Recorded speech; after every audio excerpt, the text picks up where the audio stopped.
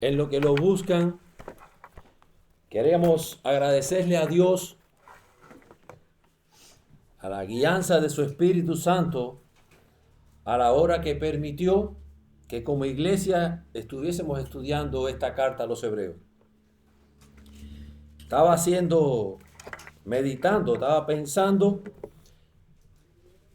si nosotros hoy estuviésemos en el contexto de cuando se ofrecían sacrificios. Si nosotros hoy hablásemos como se hablaba en aquellos tiempos, no en hebreo, vamos a llevarlo a nuestro idioma, y fuésemos al templo, tuviésemos que ir al templo a ofrecer sacrificio. ¿Cuál sería, hermanos, la disposición de nuestros corazones desde el día antes? Los hebreos no podían estar contaminados. Mientras estaban en la ley, debían cumplir ciertos rituales. Y todo era porque se iban a presentar ante el temible gran yo soy.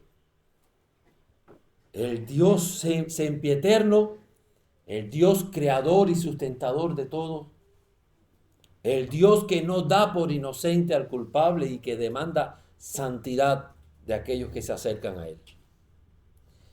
Hoy nosotros, por la misericordia de Dios, no estamos bajo la ley. Estamos bajo la gracia. Y esa gracia nos ha dado acceso directo al trono de la gracia a través de Cristo Jesús. Pero no debemos olvidar la reverencia y no debemos olvidar para qué estamos hoy aquí. Hermanos, no podemos mirar nuestros servicios de adoración como una simple clase donde vienen muchas personas. Debemos mirar nuestros servicios de domingo como lo que son: el pueblo redimido de Dios, reuniéndose unánimes, acudiendo a su llamado para servirles en adoración a Él. Ese debe ser nuestra disposición. Y esto estamos logrando, o estamos viéndolo ahora en esta hermosa carta de los Hebreos. El texto de hoy es Hebreos 11, del 20 al 22, aunque en nuestra predicación nos vamos a apoyar mucho sobre el libro de Génesis. Los hebreos estaban regresando, estos hermanos a los cuales fue dirigida esta carta, estaban regresando al judaísmo. Ellos estaban abandonando el camino y la profesión de fe una vez dada y estaban regresando al judaísmo, confiando más en lo tangible. Ellos habían puesto ahora su confianza más en lo tangible, en lo que podían tener, en lo que podían ver. Su desconfianza provocada por haber sido tardos para oír los había llevado a abandonar a Cristo, al gran sumo misericordioso sacerdote. Habían desechado a ese maravilloso sacerdote por seguir detrás de un sacerdote pecador, humano, temporal, imperfecto. Habían desechado la preciosa sangre de Cristo Jesús, derramada una vez y por todas y para perdón de pecados, y habían puesto su confianza en la sangre de toros y machos cabríos, las cuales, dice esta carta de los Hebreos, que no podían aplacar la ira de Dios, no podían quitar el pecado. Habían desechado el trono celestial, ese templo celestial que no fue hecho por manos de hombre, por abrazar un templo hecho por hombres, que alrededor de 5 años después Dios permitiría que fuese devastado. Ellos se acogían al antiguo pacto. Su refugio eran las promesas del antiguo pacto, desechando que el nuevo pacto estaba profetizado desde el Antiguo Testamento.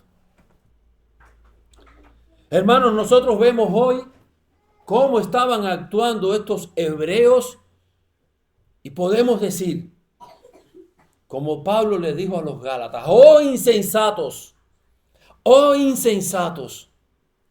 Pero si tú y yo nos hacemos tardos para oír, también vamos a desechar al Cristo Redentor y en su lugar vamos a poner cualquier cosa que nos dé complacencia. Debemos ser prontos para oír. Debemos escudriñar la palabra del Señor. Debemos ver e indagar en los oráculos del Señor cuál es su voluntad para su pueblo. Algunos, como vimos el viernes, estaban apostatando de la fe, uno por desconocimiento, otro por temor, otro por pura rebeldía, y estaban cometiendo el pecado de muerte. Aún conociendo que Cristo es el Señor y Salvador, decían, como muchos dicen hoy, no me interesa Cristo, no me interesa la iglesia, no me interesa nada que tenga que ver con eso. ¿Cómo opera la verdadera fe? La fe salvífica en la vida del creyente. La Biblia nos dice que todos estamos muertos en delitos y pecados, hasta el glorioso día que el Señor envía a su Espíritu Santo y nos da vida, nos da fe, nos da arrepentimiento, nos sella con su Espíritu Santo. ¿Para qué? Para continuar viviendo ahora como nueva criatura, siendo conformados cada día más a la imagen de Cristo Jesús. Pero, ¿hasta cuándo? Yo estoy seguro que muchos tienen en mente algunos de esos hermanos que antes tenían una fe como un fuego, era una antorcha. Oraban y el piso se movía. Y hoy están en el mundo. Otros quizás no fueron tan visibles su fe, pero están perseverando. Pero lo que más nos debe llamar la atención es cuando vemos a un creyente en el lecho de muerte perseverando, confesando, animando a aquellos que van a consolarlo. Hermano, si un creyente, un cristiano tiene miedo a la muerte, todavía no está claro de la doctrina de Cristo Jesús. Si un cristiano tiene miedo a la muerte, aún en su corazón queda duda de si va a volver a abrir los ojos. Para el cristiano, la muerte es el llamado del Padre a la casa. Pablo dijo, prefiero estar con el Señor, pero por causa de ustedes, si hay que estar aquí, pues me quedo. Si me dan a escoger, estoy en estrecho. Es mejor estar ausente al cuerpo, pero presente al Señor. Eso estaban olvidando estos hermanos o estos creyentes de la carta de los Hebreos. Vayamos a nuestro texto. Hebreos 11, del 20 al 22.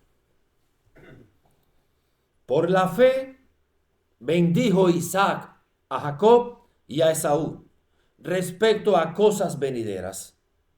Por la fe Jacob, al morir, bendijo a cada uno de los hijos de José y adoró apoyado sobre el extremo de su bordón.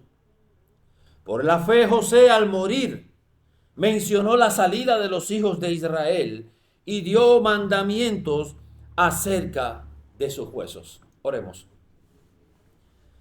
Amante Dios, Padre de misericordia, te damos gracias, Señor.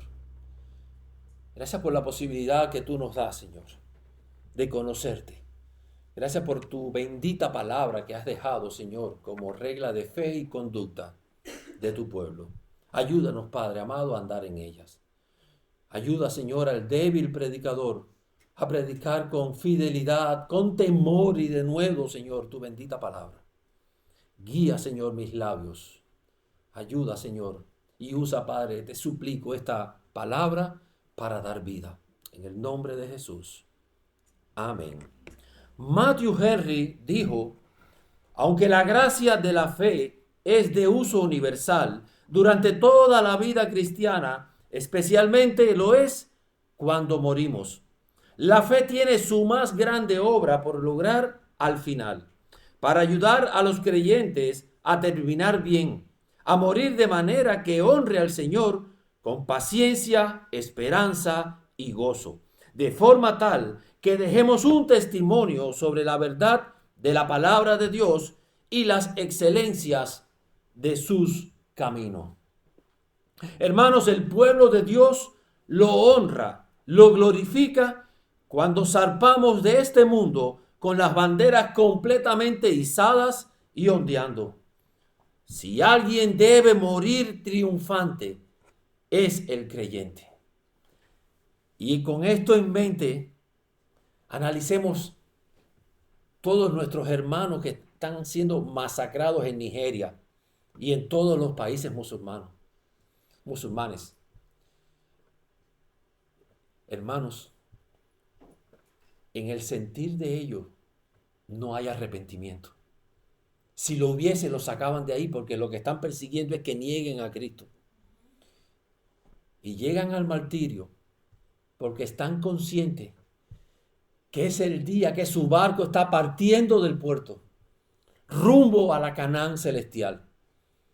Y la bandera, el nombre de Cristo está ondeando en sus corazones. Hermano, eso solamente lo provoca una fe viva, una fe dada por Dios. Eso es algo sobrenatural. Cuando el Espíritu Santo triunfa sobre la carne, cuando dejamos conscientemente y felizmente atrás el mundo por el cielo, cuando hay expectativa de gloria en nuestros ojos, mientras llegamos a la presencia del Señor, nuestra muerte agrada a Dios. Muchas veces alguien puede pensar, si es cristiano, ¿por qué está en el lecho de muerte? ¿No que Dios puede salvarlo? Sí, puede salvarlo. Pero Salmo 116:15 nos dice, estimada es a los ojos de Jehová la muerte de sus santos. La muerte de sus santos. Recordemos que la muerte no estaba en el plan original. La muerte es provocada, es motivo del pecado. Y el Señor nos está librando de toda lucha del pecado. Nos está librando de toda contaminación al llevarnos hacia su presencia. Los tres patriarcas mencionados en nuestro texto ilustran el poder de la fe para enfrentar la muerte. Ellos no siempre vivieron con fidelidad, no siempre vivieron confiando en el Señor, sino que vivieron con imperfecciones como nosotros. Nosotros estamos inclinados a pensar que estos santos del Antiguo Testamento eran cristianos intachables, sin pecado, sin falta. Pero la palabra del Señor no pretende en ningún modo ocultar sus pecados, sus fallas, sino por lo contrario los expone para que toda confianza, toda alabanza, todo ojo sea puesto en Cristo Jesús, sea puesto en el Creador y no en la criatura. El énfasis de este pasaje es que la fe de Isaac, Jacob y José, al final de sus días, dieron testimonio de estar esperando la promesa prometida por Dios. Cuando comencé a estudiar este texto y se lo manifesté a Lili, le confieso que en el principio estaba algo preocupado. Y no es para menos, hermano. Mire, cuando comenzamos a estudiar el capítulo 11 de Hebreos, abrimos con Abel. que por su fe ofreció un sacrificio aceptable al Señor y su hermano lo asesinó. Pasamos a Enoc, que por la fe caminó con Dios, y nos imaginamos cómo sería caminar con Dios toda su vida, al punto que el Señor lo llevó. Vimos también a Noé, que por la fe lo llamaron loco, se pasó 100 y tantos años construyendo un barco en un lugar que no había agua. Caminó con Dios, ofreció sacrificio. Y de ahí pasamos al padre Abraham. Estuvimos 3 domingos estudiando algo sobre la fe de Abraham. Vimos sus imperfecciones, vimos sus dudas, sus luchas. También terminamos con un broche de oro al ver que por la fe no escatimó en entregar a su hijo en sacrificio a Dios. Y aunque Dios no lo permitió, la Biblia nos dice que de ahí recuperó, de la muerte recuperó a su hijo. Es decir, para él en su corazón ya Isaac estaba muerto. Y cerramos con broche de oro el versículo 19. Cuando leemos el versículo 23, estaremos estudiando entonces sobre Moisés. Y todos hemos oído de Moisés que fue rescatado de las aguas, que vivió adoptado por el faraón, que fue criado en la clase alta, que mató a un hebreo, que tuvo que huir al desierto, que después regresó y Dios lo usó como instrumento de liberar a su pueblo. Y gran expectativa tenemos. Ahora en medio de estos dos vemos estos 3 versículos. ¿De qué nos habla estos 3 versículos cuando lo vemos a primera vista? 3 ancianos muriendo, 2 bendiciendo a sus hijos y otro preocupado para que se lleven a sus huesos cuando salgan de ahí. Quizá pudiéramos pensar, ¿qué le pasó al predicador? ¿Qué le pasó al apóstol cuando estaba escribiendo esto? Hermanos, no se trata de las grandes proezas que pudieron haber hecho los demás. Se trata de lo que Dios está haciendo con ellos, lo que Dios hizo con ellos. Estos 3 versículos nos dan una gran enseñanza. Y esa es la tesis de mi predicación esta mañana y es lo que quiero que te quedes en mente. La fe verdadera no se confunde con las bendiciones terrenales, sino que se mantiene su mirada en las promesas que Dios ha dado.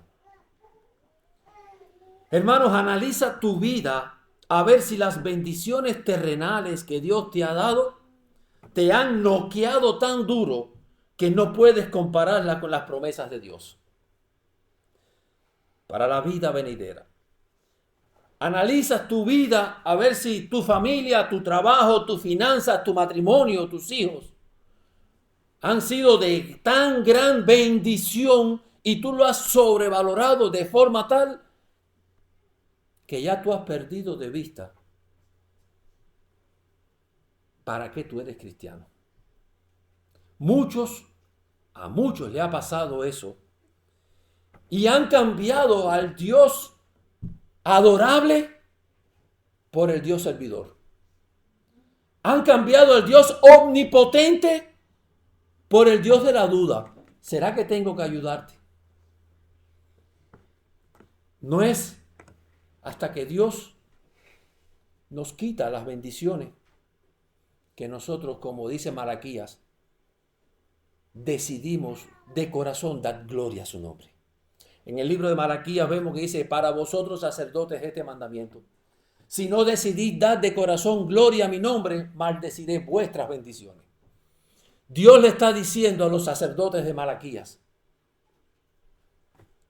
no pierdan de vista. Lo terrenal no se puede comparar con lo celestial. Las bendiciones que tenemos tú y yo, hermanos, hoy aquí, son migajas caídas de la mesa celestial del cielo. Migajas. Buscad primeramente el reino de Dios y su justicia, y todas las demás cosas os serán añadidas.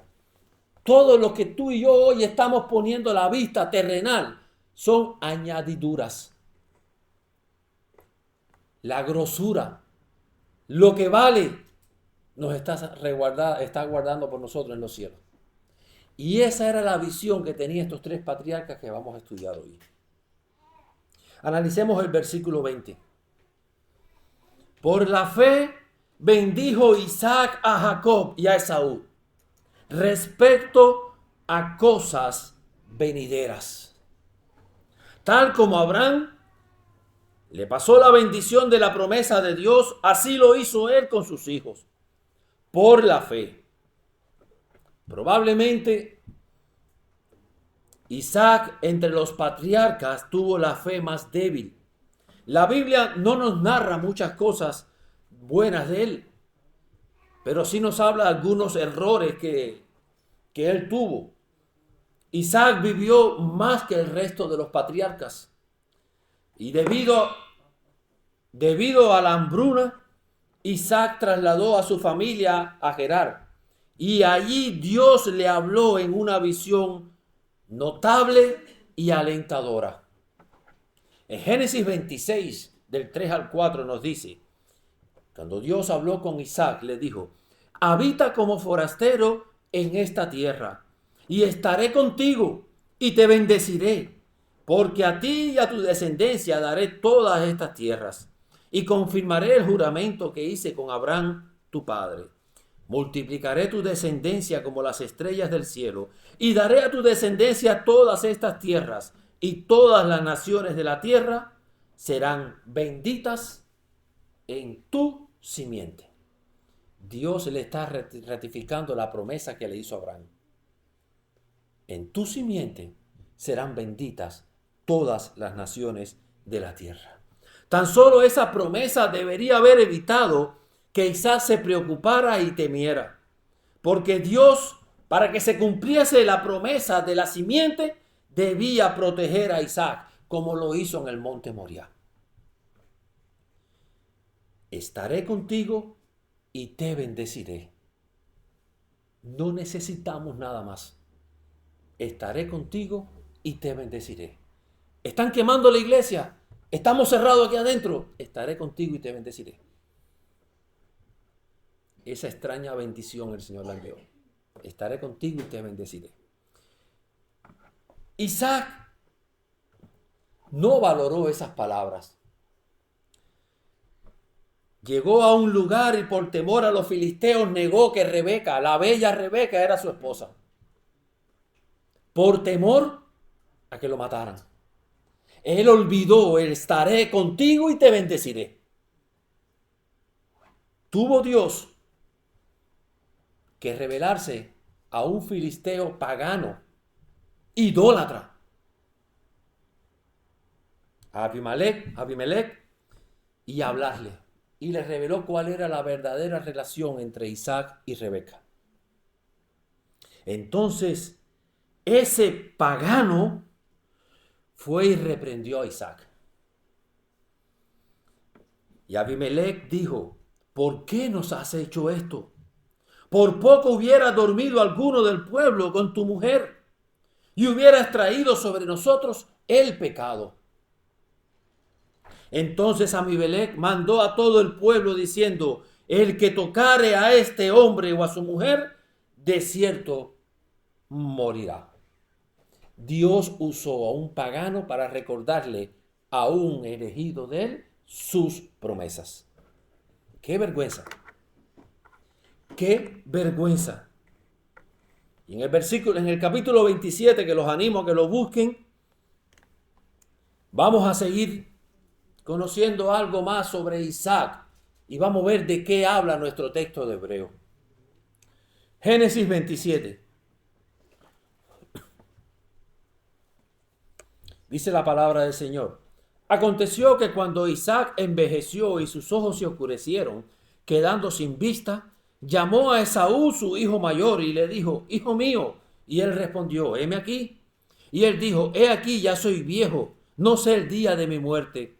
Toma pues ahora tus armas, tu aljaba y tu arco y sal al campo y tráeme caza. y hazme un guisado como a mí me gusta, y tráemelo y comeré, para que yo te bendiga antes que muera. Ahí vemos a un Isaac viejo y doblemente ciego. Ciego carnal y ciego espiritual. Porque ¿a quién le había dicho Dios? Bueno, ¿a quién no? A Rebeca Dios le dijo que quién era el bendecido. Isaac, disculpen, Jacob o Esaú. Jacob. El mayor servirá al menor. Sin embargo, Jacob amaba más a Esaú y quiso bendecirlo, yendo en contra del mandato de Dios, yendo en contra de la palabra del Señor, que el mayor bendeciría al menor. Rebeca, su esposa, estaba escuchando, y cuando Esaú sale a cazar, ella llama a su hijo amado, a Jacob. Esaú era un hombre de campo, cazador, era el proveedor, y Jacob se quedaba más en la casa. Era más de estar con la mamá. Era el hijo mimado, el consent de la madre. Y Rebeca trama engañar a Isaac. Disfraza a Jacob de un piel de animal. Lo presenta, le cocina y lo presenta. Y hasta ahí pudiéramos decir nosotros, claro, Rebeca está actuando bien. Rebeca está tratando de hacer la voluntad de Dios.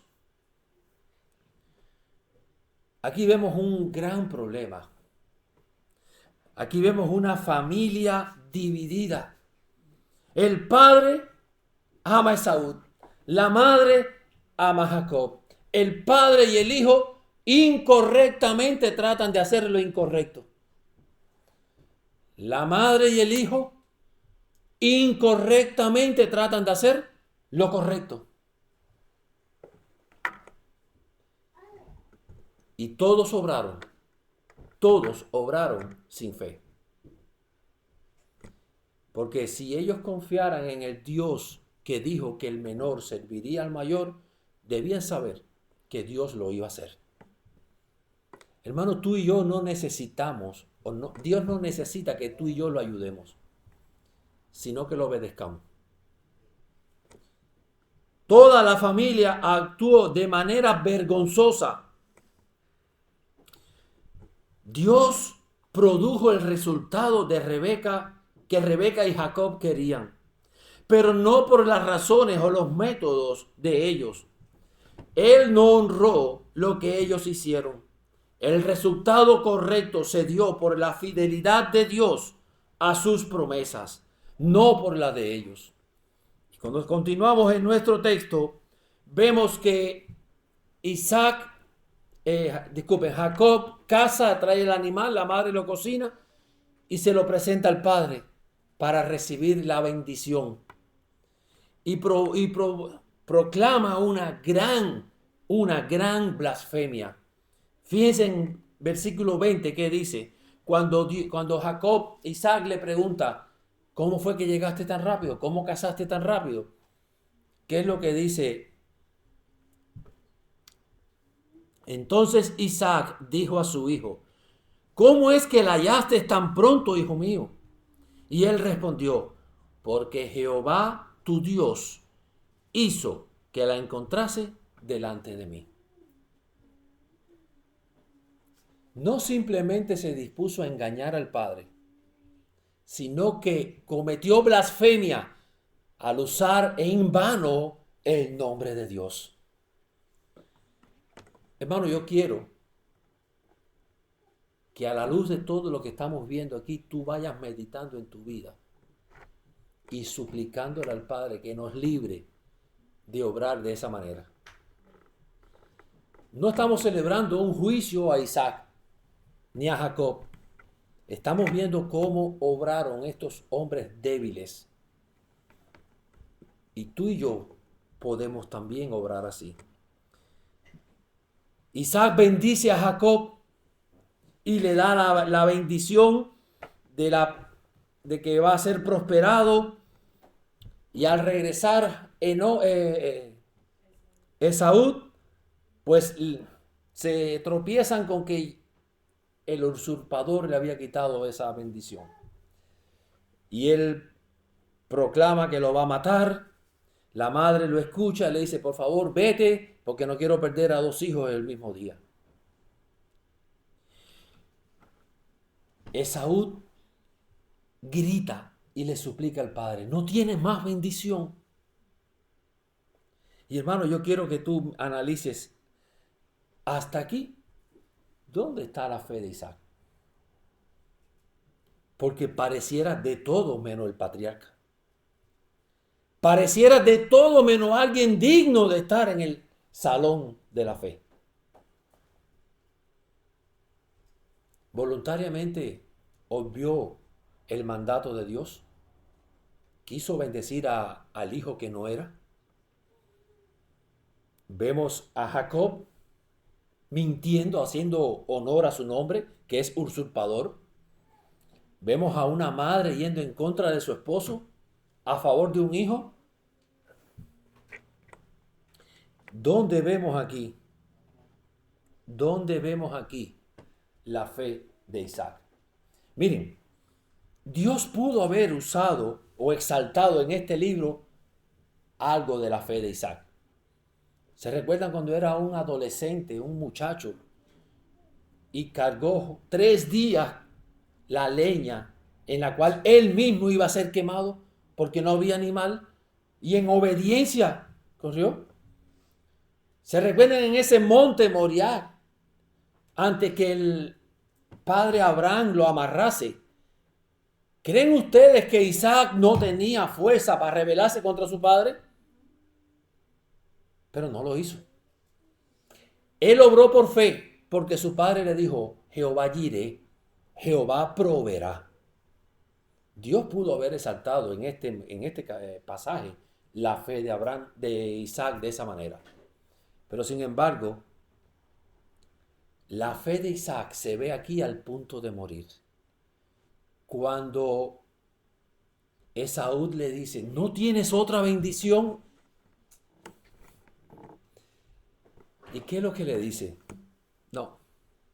Le da una bendición profética de que va a vivir en lucha, que va a vivir desterrado de fuera de tierras que produzcan, y que va a llegar un momento que se va a quitar el yugo de su servicio, el yugo de la futura nación de Israel.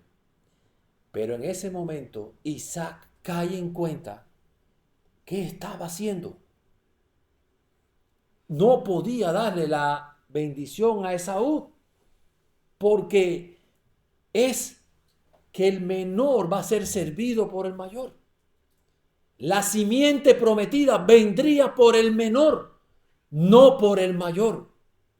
Dios quiso plasmar la fe de Isaac en los últimos momentos de su vida, recordando que no se trata de las bendiciones que él le podía haber dejado a sus hijos, que eran muchas.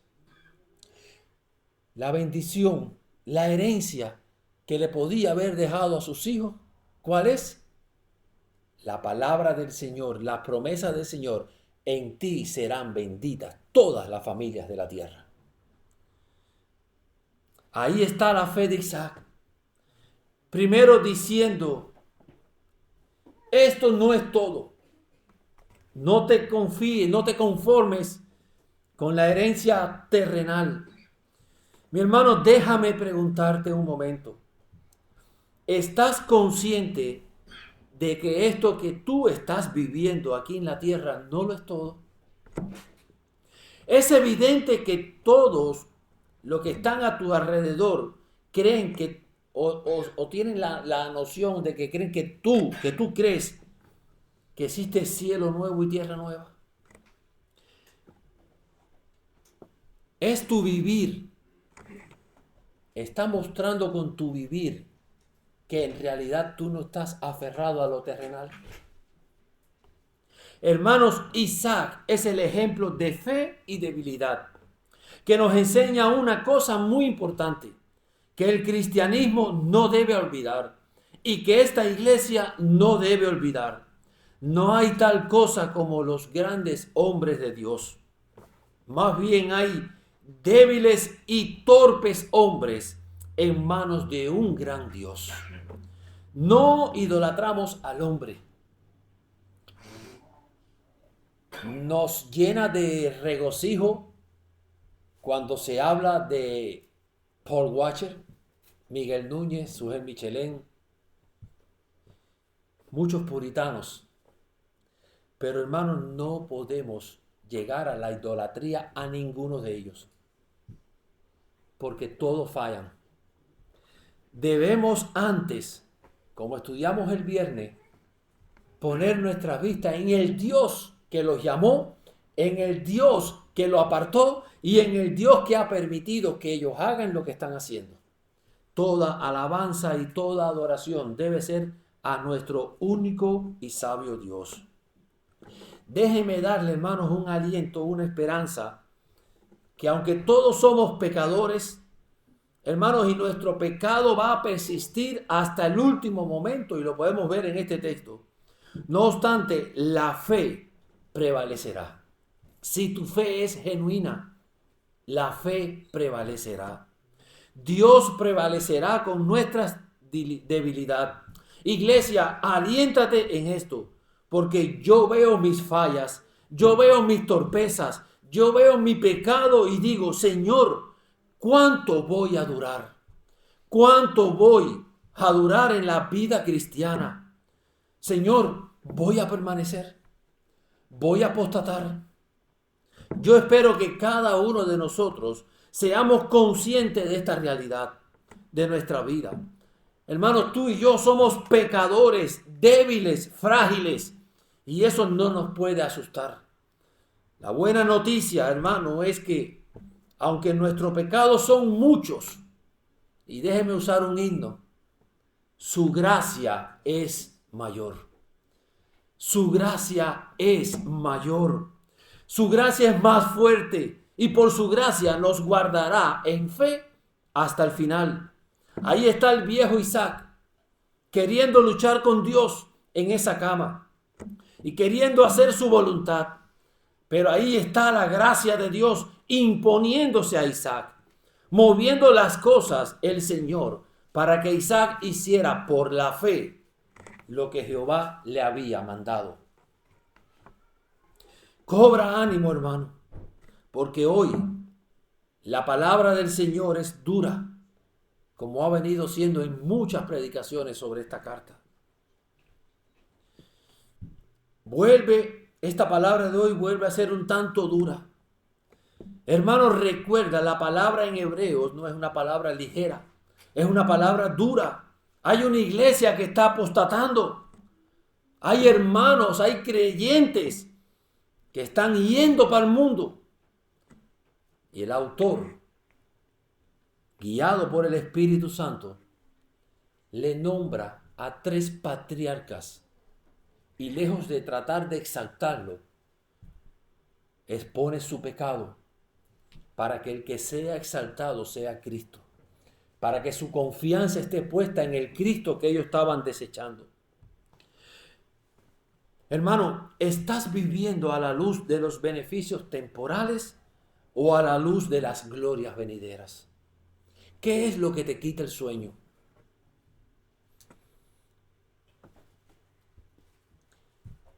¿Cuál es el peso en tus oraciones? Señor, ¿necesito más?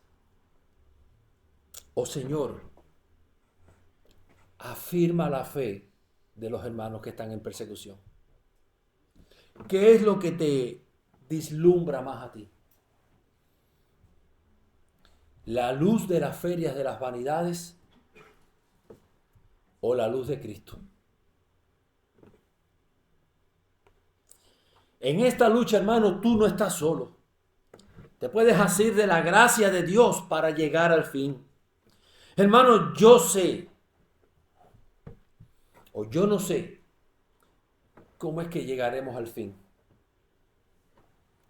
Cuando analizamos nuestra vida y todos los pecados y los errores y las fallas, Las cosas que sabemos que tenemos que hacer y no hacemos. Las cosas que Dios prohíbe y no queremos hacer. Yo en realidad no sé cómo es que llegaremos hasta el fin. Pero si tú has sido sellado con el Espíritu Santo de la promesa, tú vas a llegar al fin. Tú vas a llegar al fin. Porque el que comenzó en vosotros la buena obra, la perfeccionará hasta el fin. Quizás nos veamos en el cielo y enseñemos las cicatrices.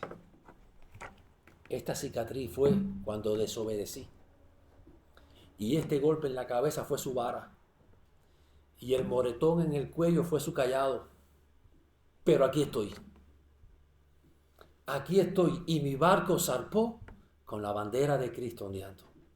Hermano, la fe verdadera te hace perseverar hasta el fin. La fe verdadera te hace no poner la vista en lo terrenal, sino en lo celestial. Confiando en sus promesas, porque fiel es el que prometió. Miremos el versículo 21 de Hebreos. Por la fe Jacob, al morir, bendijo a cada uno de los hijos de José y adoró, apoyado sobre el extremo de su bordón. Hermanos, ahí está Jacob ya viejo, recordando la gracia de Dios sobre sus vidas, recordando las bondades del Señor, recordando que él había sido heredero de las promesas de Abraham, de que en él serían benditas todas las naciones de la tierra. Y entonces Jacob bendice a los hijos de José, los adopta, sus nietos, dice, estos son míos, yo los voy a bendecir. ¿Y qué significa eso? Le estaba dando a José una doble porción. Le estaba bendiciendo a dos de sus hijos. Toma a los hijos de José como para darle una gran bendición a José. Toma a Manasés y a Efraín. Y son partes de la promesa. Él dijo, yo los adopto para que sean míos, para que ellos reciban la bendición, la misma que tus hermanos. Esto fue ciertamente una forma de exaltar a José por todo lo que José había hecho por ellos. Pero cuando Jacob va a bendecir a los hijos de José, pone la mano derecha sobre la cabeza del menor, la mano izquierda sobre la cabeza del mayor. José, al ver eso, se enoja y no, padre, no es así. Y él dice, no, sí es así. Porque el mayor, servirá al menor. Dios, en sus promesas, no espera que grandes hombres, para los judíos el primogénito era el que recibía todo el poder del Padre. Dios no estaba esperando que hombres fuertes y poderosos llevaran a cabo su obra. Él la iba a hacer con los débiles, con el menor. ¿Quién nació primero? ¿Caín o Abel? Caín. Sin embargo, Abel fue el escogido. ¿Quién nació primero? ¿Ismael o Isaac? Ismael. Sin embargo, Isaac era de la promesa. ¿Quién nació primero? ¿Esaú o Jacob? Esaú. Y Jacob fue el de la promesa. ¿Quién vino primero? ¿Adán o Cristo? A la tierra, como tierra. El primer Adán. Por el primer Adán entró el pecado. Por el postrer Adán llegó la salvación. Dios nunca ha puesto en su plan hombres fuertes, hombres poderosos, hombres capaces, porque no lo hay. No lo hay. En Babilonia había uno que se creía Dios y dijo, todo esto yo lo he logrado. Y Dios lo puso a comer hierba al rey Nabucodonosor. Jacob creía que Dios no solo había cumplido su promesa, de no dejarlos en la hambruna. Jacob creía que los iba a regresar a la tierra prometida que les había dado. Mis hermanos, estamos viviendo a la luz de que recibiremos cielo nuevo y tierra nueva. Cuando Jacob bendice a los hijos de José, ¿quién era José? El segundo en Egipto. ¿Había alguna bendición terrenal que Jacob pudiese darle a sus nietos que ya ellos no tuvieron? Su padre era el segundo en Egipto. Sin embargo, Jacob es diligente antes de morir y los bendice, diciendo: yo quiero que ustedes sean parte del pueblo bendito de Dios. Yo quiero que ustedes vivan como vivimos nosotros, pensando en las promesas de Dios y no en lo terrenal. Hermanos, fíjense hasta qué punto Dios guió a Jacob, que tiempo después, muerto José, Egipto se olvidó de los beneficios de los israelitas y lo tomaron como esclavo y ya no tenían nada. Todo aquello terrenal que pudieron haber disfrutado, ya no lo tenían. ¿Qué era lo único que les quedaba? ¿Qué era lo único que ellos tenían? Al Dios que clamaron. Al Dios que clamaron. Hermano, por favor, no nos aferremos a lo terrenal. Lo terrenal pasa. Hoy tenemos salud y mañana estamos enfermos. Hoy tenemos trabajo, mañana estamos despedidos. Pero sea cual sea nuestra situación, sea cual sea el lugar donde estemos, Dios permanece contigo. Yo estaré con vosotros todos los días y sus promesas no caducan. Sus promesas son fieles. Sus promesas son eternas. ¿Estás viviendo por fe o estás intentando hacer todo lo posible por desgastarte para este reino del mundo? Hermano, ¿qué estás haciendo con tus fuerzas? ¿Qué estás haciendo con tu tiempo? ¿Qué estás haciendo con tu salud? ¿Estás viviendo para cumplir las promesas? ¿O estás viviendo para las promesas de Dios o para cumplir tus anhelos terrenales? Y estamos vivos. Y no estoy diciendo que no tengas sueños. No estoy diciendo que no tengas metas terrenales. No estoy diciendo que te conformes con lo que tienes y no procures una mejoría para tu familia. Eso no lo estoy diciendo. Pero que nuestra meta sea la gloria de Dios. Que nuestra visión sea la visión de un ciudadano del reino de Dios. Que nuestra preocupación, a ver, cuando nosotros vemos las noticias, vemos guerra en Ucrania, vemos guerra en Israel, vemos guerra en Rusia, ¿te preocupa o no te preocupa? ¿Y no sientes alivio porque aquí no hay guerra?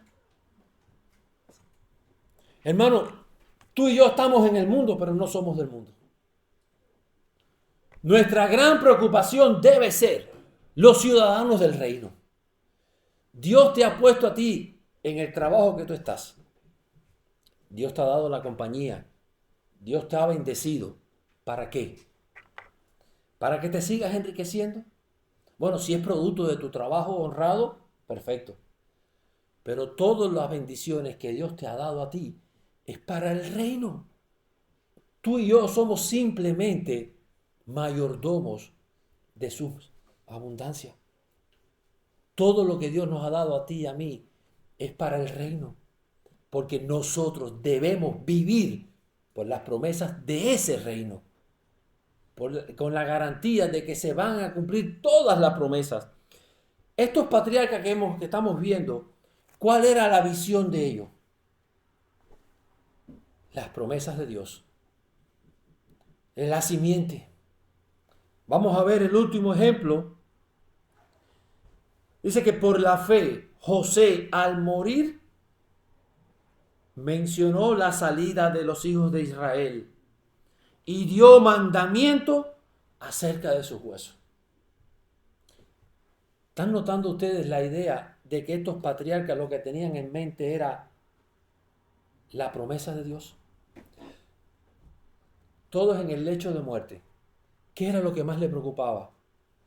La simiente de Dios, la descendencia, la confianza de que esto no es todo. Pase lo que pase, Dios se la va a ingeniar, pero su plan redentor va a llegar al fin. Y va a llegar ese día donde el Mesías va a destruir a la serpiente y le va a aplastar la cabeza y nos va a liberar del yugo del pecado. Ellos sabían eso. Fíjense que en el versículo pasado dice que Jacob adoró apoyado sobre el extremo del bordón. Jacob adoró apoyado sobre el bastón. ¿Sabe por qué Jacob tenía ese bastón?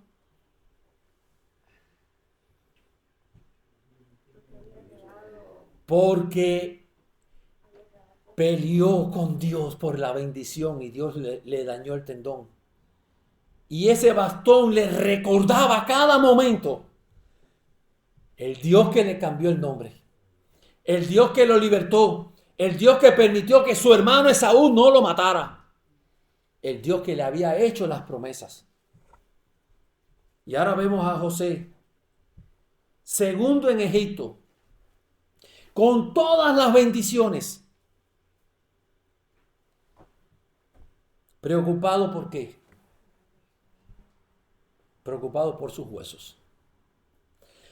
Dios había usado la vida de José, o había permitido que José pasara por mucho sufrimiento, desprecio de los hermanos, venta, esclavo, preso. También lo exaltó, lo puso al segundo en mando en Egipto. Tenía todas las riquezas que podía anhelar alguien, todas. José, si tuviera la mente de alguien del siglo XXI, ¿qué hubiese dicho? Dios sabe por qué nos trajo hasta aquí. Quedémonos tranquilos, vivamos en una comunidad nosotros solitos, despreocupémonos de todo, porque somos hijos de Dios y aquí estamos tranquilos. Eso fue lo que dijo José. Por la fe, José, al morir, mencionó la salida de los hijos de Israel y dio mandamiento acerca de sus huesos. José le dice a su pueblo: guarden mis huesos hasta que salga de la tierra, hacia la tierra prometida. Hermano, esto nos puede parecer extraño, pero José vivió como extranjero y peregrino en Egipto, teniendo de todo. Pero su sentir era que yo no soy de aquí. Yo soy de la descendencia de Abraham. Yo soy de aquellos que el Señor le dijo que en su simiente serían benditas todas las naciones. Por favor, cuando vayan para la tierra que Dios prometió, lleven mis huesos. Los judíos le daban gran importancia al cuerpo. No quiero entrar en discusiones de eso, porque de que si se debe quemar un cuerpo o debe enterrarse, eso no es debatible hoy, ¿no? Pero los judíos daban gran importancia, así ellos conservaban el cuerpo, una vez que morían, rendían honores. Esos huesos estaban conservados y José le dice: llévense mis huesos. Cuando lleguen allá, yo quiero ser parte de ese pueblo del Éxodo, aunque no tenga ni voz ni voto. José estaba muy preocupado porque no dejaron sus huesos atrás. Yo quiero preguntarte, ¿estás tú preocupado? No por lo que tu esposa va a hacer con tus huesos. ¿Estás tú preocupado por el legado que tú estás dejando a tu simiente? Vivimos nosotros preocupados, no por lo que van a hacer con nuestros huesos, sino en que tus hijos vean el legado de un padre cristiano y de una madre cristiana. Añoras que tus hijos lleven tus huesos a la patria celestial. Añoras que tus hijos también estén en esa simiente prometida. ¿Qué estamos haciendo entonces para eso? Aquí está Jacob, Isaac y ahora José diciendo: yo he vivido con grandes lujos, yo he vivido con mucho poder, pero esto no es todo. Dios está por cumplir sus promesas. Mi hermano, ¿qué harás con tus huesos? Es evidente que tú no siempre vas a estar aquí. De hecho, cuando vemos la historia hasta aquí narrada, vemos líderes que Dios levanta, muere, levanta otro y muere. Esta iglesia naciente, también Dios va a levantar líderes. Dios permita que sean hombres piadosos y esos líderes van a morir. Tú y yo, de aquí a un tiempo, no vamos a estar aquí. ¿Qué legado vamos a dejar a las próximas generaciones? Estamos viviendo nosotros con una visión celestial, con los pies puestos en la tierra, pero con una visión celestial, de que nuestra vida debe ser para Dios, que nuestra comida y bebida debe ser la voluntad del Padre. Ahí está Pablo trabajando con una iglesia difícil en Galacia y después en Corinto, diciendo otra vez: voy a estar aquí y voy a volver a sufrir dolores de parto hasta que Cristo sea formado en ustedes. Ahí está Pablo diciendo: yo los veo más que como meros objetos, como meras personas. Ustedes son el templo de Dios y yo voy a trabajar para que el templo de Dios permanezca. Hermanos, ¿qué estás haciendo? ¿Qué están viendo tus hijos? ¿Cómo estás viendo las personas a tu alrededor tu caminar? Aquellos que son tus jefes, aquellos que son tus subordinados, ¿cómo los estás tratando? ¿Como alguien que va a vivir una eternidad o como alguien que está usando sus fuerzas porque su vida terrenal o su vida termina aquí en la tierra? ¿Cómo estás usando tus fuerzas, mi hermano? ¿En qué la estás empeñando? ¿En ministrar a tu familia, en ministrar a tu iglesia, en servir a tus hermanos? ¿Cómo estás gastando tus finanzas? Querida iglesia, ¿estás cautivada por las cosas del presente que te estás dejando de interesar las promesas de Dios? ¿Te ha dejado de sonar aquellas palabras de Cristo que dice: he aquí, no os hagáis tesoros en la tierra donde la polilla y el hollín corrompen y los ladrones minan y hurtan? Sino hacer tesoros en los cielos donde ni la polilla, ni el hollín, ni corrompen, ni los ladrones minan ni hurtan. Se nos ha olvidado la promesa de Juan 14 que dice: ¿creéis en mí? ¿Creéis en Dios? Creed también en mí. En la casa de mi Padre muchas moradas hay. Si así no fuera, yo los hubiese dicho. Pues voy pues a preparar lugar para vosotros. Y si me fuere, vendré otra vez y os tomaré a mí mismo, para que donde yo estoy, vosotros también estéis. Hermano, todos esos patriarcas que hemos analizado tenían la visión en las promesas. ¿Cuál es la promesa? De nosotros va a salir la simiente. Y vivían confiados, o debían vivir confiados en que de ellos iba a salir la simiente. Tú y yo ya sabemos que esa simiente vino. Esa simiente se llama Cristo Jesús. Vino, pagó con su vida todas nuestras deudas para con el Padre. Ahora, tú y yo debemos seguir esperando algo. Porque esa simiente va a regresar. con todo poder y autoridad, como el gran juez. Esa simiente fue a prepararnos morada. ¿Sabe lo que quiere decir? Que Él quiere que donde Él esté, tú y yo estemos.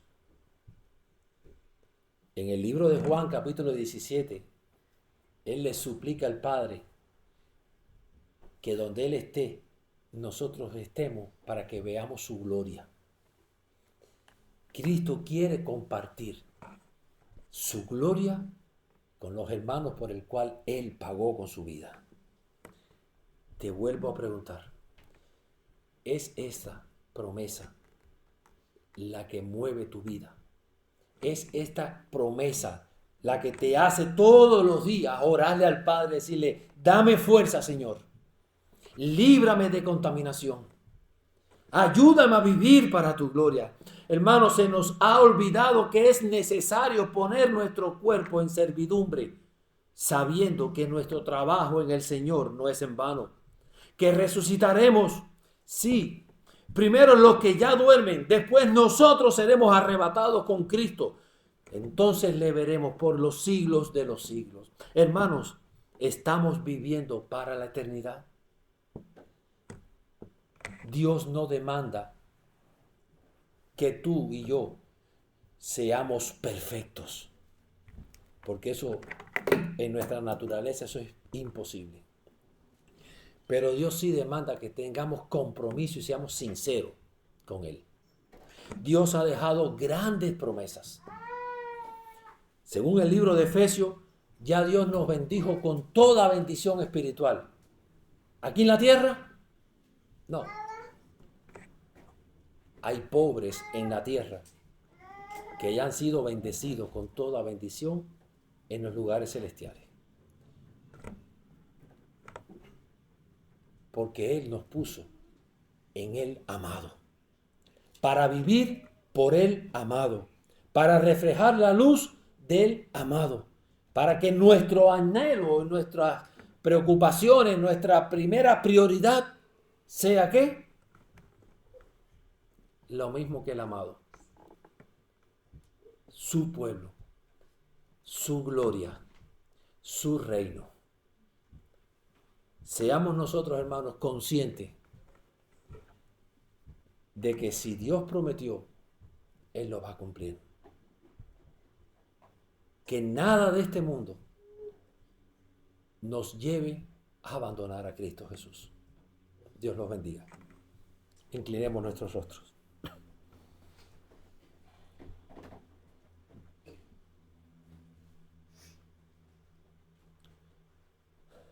Padre, te damos gracias, Señor.